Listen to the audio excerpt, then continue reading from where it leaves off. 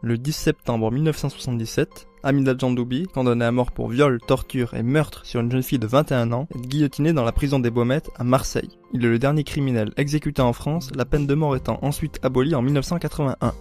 Mais ces derniers temps, avec tous les attentats et le sentiment d'insécurité générale, on entend beaucoup parler d'un éventuel retour de la peine de mort en France. Et toi, tu es pour ou contre ? Donne ton avis dans le sondage à la fin de la vidéo. Prenons l'exemple de Jack, un tueur et violeur de jeunes filles. Avec toutes les horreurs qu'il a commises, mérite-t-il encore la vie ? Pour tous les crimes que tu as commis, tu mérites la mort. Sans lui et ceux de son espèce, le monde se porterait mieux, non ?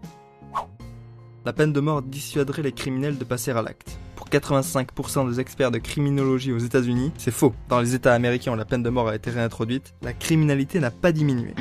Bon, il y aurait apparemment moins de meurtres. Mais il y aurait aussi plus de vols et de viols. La peine de mort empêche le criminel de récidiver. Ouais, c'est un petit peu logique, vu que le gars est mort, donc ça risque d'être difficile pour lui de recommencer. Mais en théorie, la prison à vie empêche elle aussi la récidive. En théorie. Il est trop dangereux pour qu'on lui laisse la vie sauve. Quand la justice est trop douce avec les criminels, les proches des victimes veulent se venger. Alors que si les criminels sont exécutés par la justice, les proches des victimes sont soulagés et donc ils n'ont plus à se venger. Et toi, pose-toi la question, si un membre de ta famille était assassiné, que ferais-tu ? Je vous chercherai, je vous trouverai, et je vous tuerai. La surpopulation des prisons devient un vrai problème en France. Et la peine de mort permettrait éventuellement de libérer un peu de place. Sauf qu'en France, les prisonniers qui pourraient être condamnés à mort, c'est-à-dire ceux qui ont une peine de plus de 10 ans, ne représentent que 0,9% de la population carcérale. En termes d'efficacité pour libérer de la place, on aura vu mieux. En fait, plus de la moitié des détenus sont en prison pour une durée de moins de 6 mois. La peine de mort peut aussi être utilisée par la justice comme un moyen de pression. Dans le cas de Jack, par exemple, le procureur pourrait lui proposer d'échapper à la peine de mort en échange d'informations, comme l'identité d'éventuels complices ou l'emplacement des corps de ses victimes. Bon, voilà pour les arguments pour la peine de mort, maintenant voyons ce contre. D'après la Déclaration universelle des droits de l'homme, tout homme a le droit à la vie, même Jack, malgré toutes les horreurs qu'il a pu commettre. Tuer, c'est mal. La justice n'est pas infaillible. Il y a de nombreux cas de personnes condamnées à mort qui sont ensuite innocentées, parfois seulement quelques minutes avant leur exécution.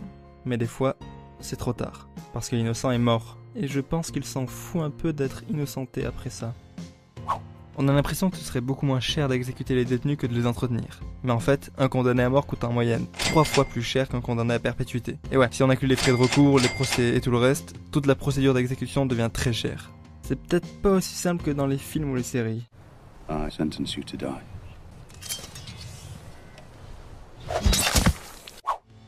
Comme tout le monde, le condamné a une famille. Il a des parents, il a peut-être une femme et des enfants. Mettons qu'il a un fils. Vous imaginez le traumatisme que ça doit être pour lui de voir son père tué par la justice ? Faudra pas s'étonner qu'il tourne mal après avoir vécu un truc pareil. Derrière chaque exécution, il y a un bourreau. Et ouais, il faut bien que quelqu'un fasse le sale boulot. Sauf que donner la mort peut gravement nuire à sa santé psychologique. Et ça, c'est pas très cool pour lui.